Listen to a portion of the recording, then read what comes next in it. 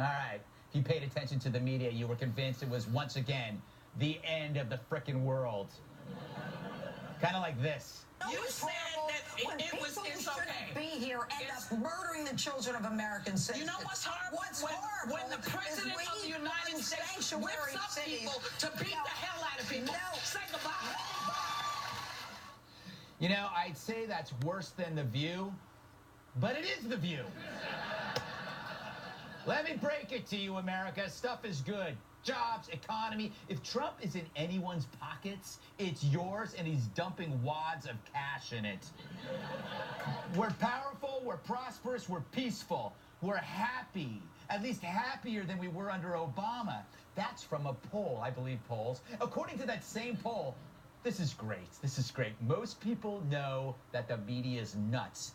Fewer than 1% think Russia is a big deal. The media is completely preoccupied by something less than 1% care about. How disconnected can you be? In terms of significance to most Americans, Russia's tied with my third nipple.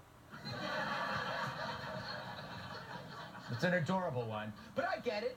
It's hard to tell what matters with our media. Every day their hair is on fire, and I include this chap who has none. So many cartoon Cronkites.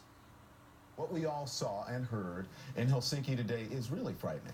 An absolutely shameful display by an American president with the whole world watching. As you see behind me, there's a little bit of a gloom now. It's set in right after the world witnessed a betrayal the likes of which we've never seen.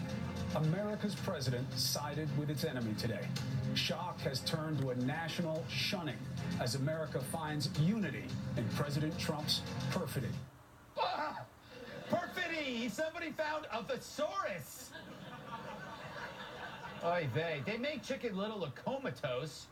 Now Trump is invited, get this, has Trump invited Putin to America. The media screams, but I love it.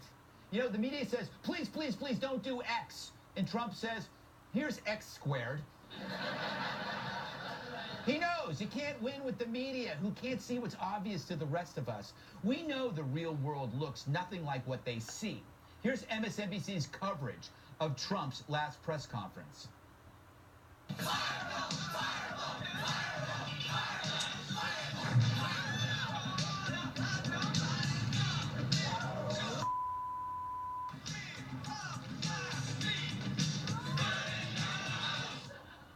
The reality, your life's actually getting better, yet the media's mentality keeps getting worse. Why is that? It's because in their heads, they're watching something totally different.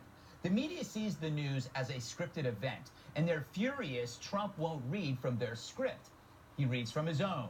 So while the media panics over Trump's refusal to play the lead in their movie, he stars in his own, building up the military, demanding NATO pay for their defense, toying with Putin's pipeline, arming Ukraine. It's like Sergeant Rock versus the Three Stooges. But if Trump is Putin's stooge, he's doing a total curly to their Mo. Do they really think deal-making is how you destroy America? It reminds me of a movie.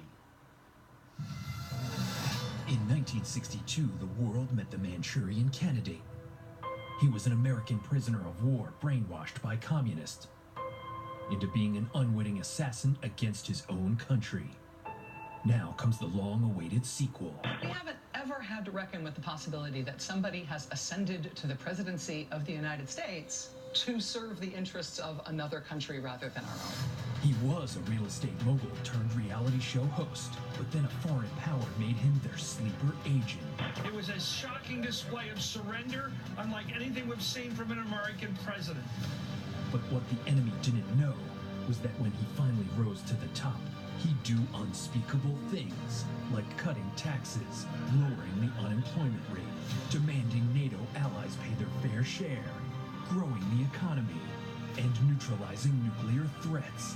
Nude man on a unicorn surfing on a breadstick teaching another unicorn how to surf on a breadstick films presents Vladimir Putin, Chris Matthews, and Donald Trump as the worst Manchurian candidate ever. The Manchurian Candidate 2, the worst Manchurian candidate ever.